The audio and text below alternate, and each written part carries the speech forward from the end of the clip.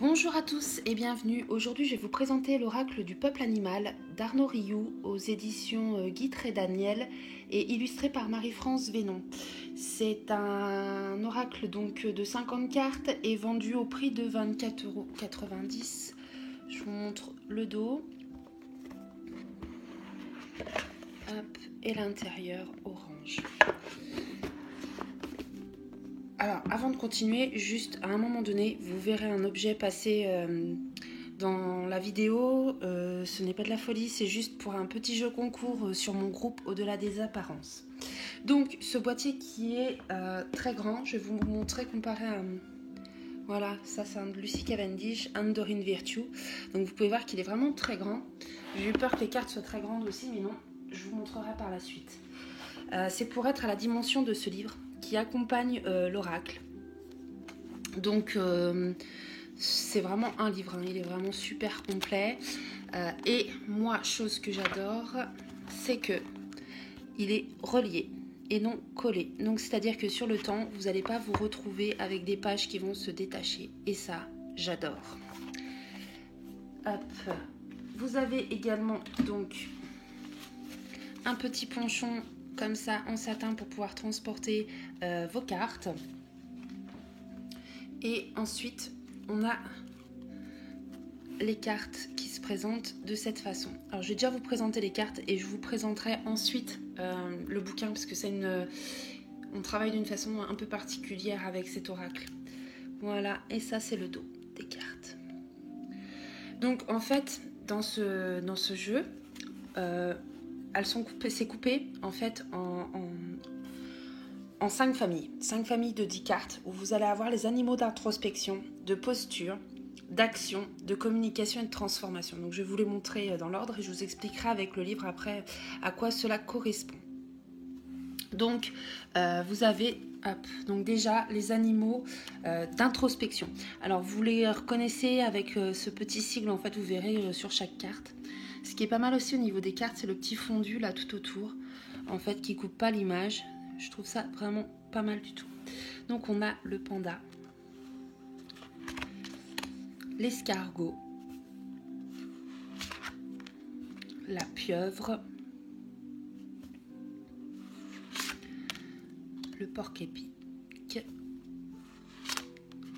le sphinx, le scorpion, la biche. Vraiment, c'est des belles images. Le griffon, le lapin. Alors ensuite, donc la cigogne. Ensuite, on va passer aux animaux de posture. Donc on a la tortue, le cerf, donc qui est représenté sur le boîtier, sur le bouquin, qui est très très lumineux, vraiment tout autour. Hop. On a le gecko, le lion, l'araignée, la baleine, le sanglier, le cygne, le taureau, l'aigle,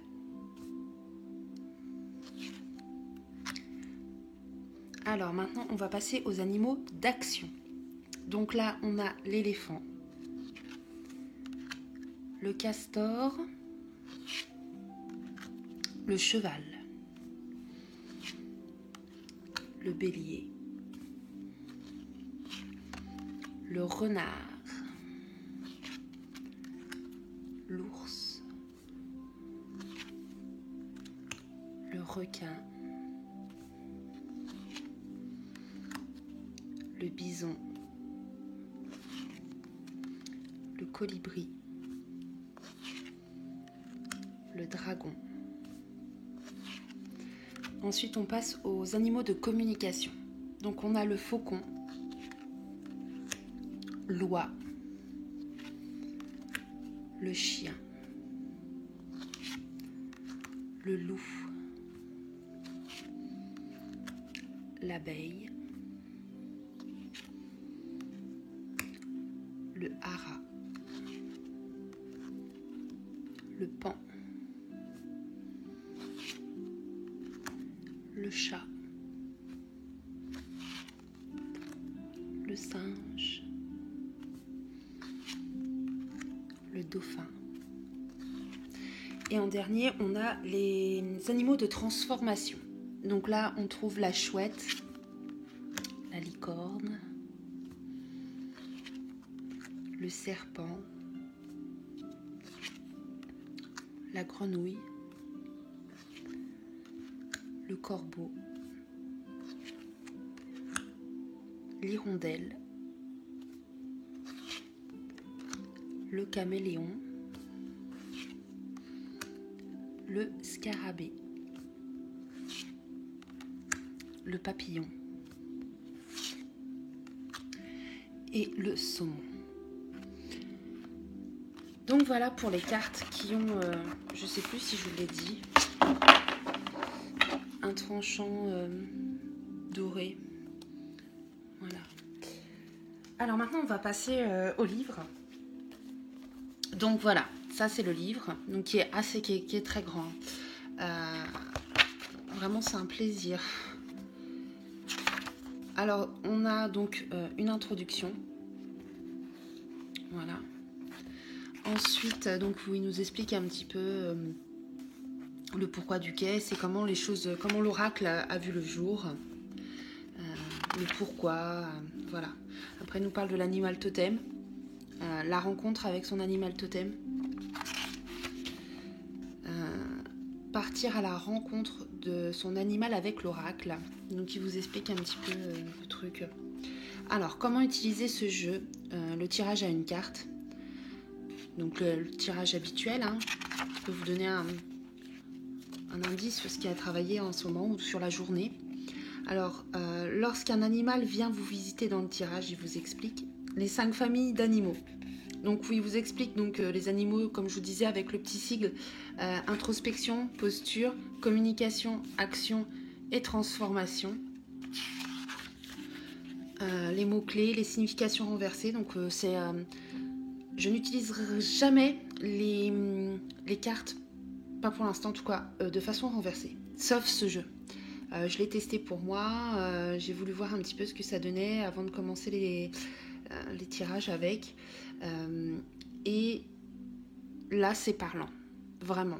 Parce qu'on va plus travailler, on va dire, sur les traits de caractère, sur les choses à changer, sur sa personnalité. Vraiment, des points comme ça à travailler, je trouve ça vraiment bien. Bien de pouvoir travailler avec... c'est très parlant, en renversé. Donc, la pratique de l'animal, rencontrer tous les animaux. Donc, comment ça se passe après pour les tirages? Donc, c'est très simple. Hein, il vous met donc le tirage à 3 cartes, passé, présent, avenir. Donc, en expliquant que le passé, c'est ce que vous avez déjà en fait travaillé et ce sur quoi vous avez réussi à... ce que vous avez dépassé. Ce sur quoi vous travaillez actuellement, la posture que vous avez actuellement en fait dans votre vie et celle à venir, celle sur laquelle il faudrait travailler. Le tirage des relations à deux. Alors ça c'est vraiment pas mal je trouve pour voir un petit peu les interactions qu'on a avec les gens. Vraiment pour faire ressortir vraiment les traits de caractère, les choses actuellement que les gens travaillent, ça peut être super parlant.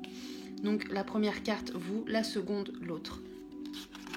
Ensuite, vous avez un tirage, première carte, vous, deuxième carte, l'autre, troisième carte, la relation. Qu'est-ce qui émane de cette relation, de ces deux personnes, de l'interaction? Alors, ça peut être professionnel, ça peut être amoureuse, on peut vraiment le travailler avec nos parents aussi, hein, pourquoi pas. Enfin, voilà, vraiment avec les personnes avec qui on rentre en interaction. C'est pas mal. Et après, vous avez le tirage, pareil, des relations, mais par 4 cartes, où il y a vous, l'autre, les obstacles, ce qui pose problème du coup vraiment totalement dans la relation et l'issue de la relation. Je trouve vraiment pas mal. Après je pense que c'est un oracle qu'il faut utiliser quand on est vraiment prêt à entendre les choses. Parce que faut pas se leurrer, on a tous des points forts et des points faibles. Mais moi, dans ma vie perso, hein, j'ai rencontré des gens qui n'admettent pas du tout d'avoir la moindre chose à travailler sur eux. C'est comme ça. On n'a pas tous le même chemin, on n'est pas tous au même degré d'acceptation de soi. Et donc voilà, ça c'est vraiment un oracle qui peut être super intéressant pour justement les gens qui ont vraiment envie de faire un travail limite développement personnel, de vraiment aller chercher en eux et régler les choses et apprendre justement à être... à acquérir la sagesse et ce que chaque animal a envie de nous apprendre. C'est vraiment... Enfin, moi, je l'aime beaucoup pour ça. Donc là, on est sur les animaux de l'introspection. Donc, où on te dit, connais-toi toi-même et tu connaîtras l'univers et les dieux, enseignait Socrate. Là, on vous explique un petit peu que...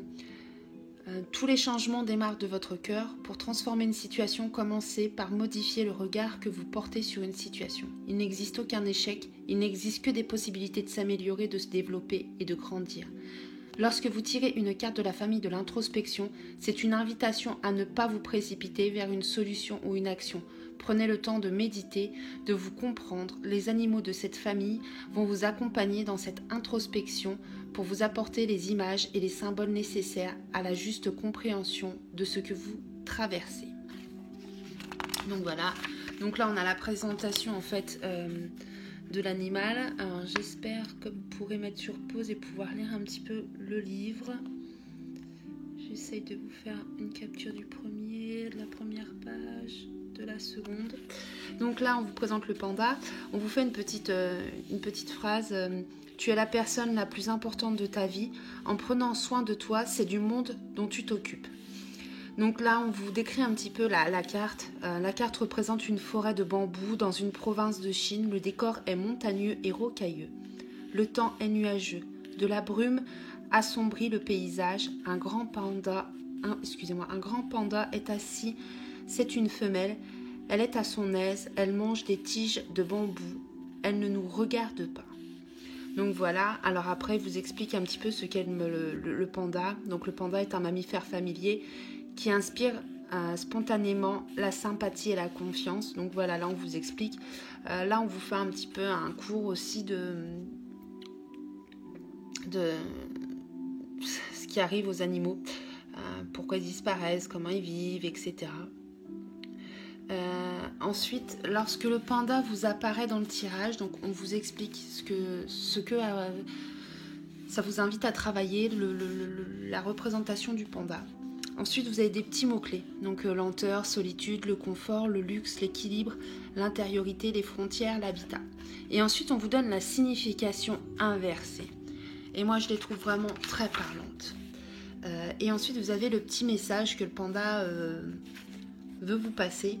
Et un petit rituel, donc pour les gens qui sont super basés sur les animaux et qui veulent travailler avec les énergies des animaux, il y a des petits rituels qu'on peut mettre en place pour travailler avec cet animal et vraiment du coup se retrouver en symbiose avec.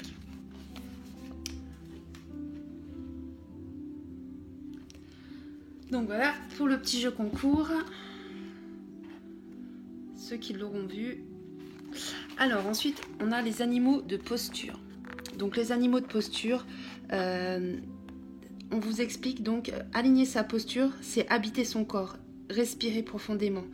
C'est être présent à son cœur, le laisser résonner sans effort, être ouvert. C'est ouvrir son esprit à l'inconnu, c'est s'aligner sur ses valeurs. Écouter la façon dont notre corps réagit à tout nouveau choix, nouvelle direction, nouveaux engagements. Lorsque nous sommes alignés dans une posture juste, nous n'hésitons pas plus au moment de choisir. Les bonnes directions nous apparaissent spontanément et sans effort. Nous rencontrons facilement les bonnes personnes avec qui nous allons réaliser des projets fructueux. C'est à cet alignement que les animaux de la posture vont nous accompagner. Donc voilà, on vous explique ça. Ensuite, alors, hop. Par contre, juste un petit bémol, c'est que les animaux sont classés par famille. Et dans les familles, ils ne sont pas classés par lettre alphabétique. Alors, je vous montrerai à la fin, il y a un petit récapitulatif, ce qui est plus simple au départ, parce que sinon, tant que vous ne les connaissez pas bien et que si vous ne faites pas de la lecture totalement intuitive, c'est un peu plus compliqué. Donc ensuite, on a les animaux d'action. Alors, la volonté égotique est dure et empêche la fluidité de nos actions. Lorsqu'il tire à l'arc, le samouraï est précis sur le centre de la cible qu'il vise. Toute sa concentration est posée sur la qualité de sa posture. Puis il détend le pouce et l'index et libère la flèche.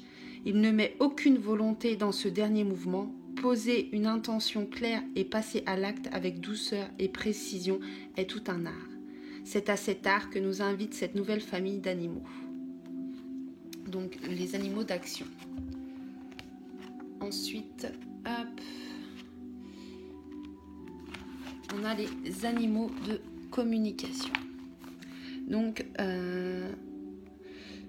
c'est un art de négocier, de définir ses besoins en termes clairs, de poser ses limites, de savoir dire non, de refuser, mais aussi de négocier, de coopérer, d'accepter. Certains animaux ont dominé cet art de la communication. Ils viennent ici nous accompagner dans notre évolution. Chaque fois qu'un animal lié à la communication vous apparaît, c'est une occasion d'affiner votre parole, d'apprendre à utiliser le verbe pour exprimer vos pensées, vos besoins et de construire le monde auquel vous aspirez.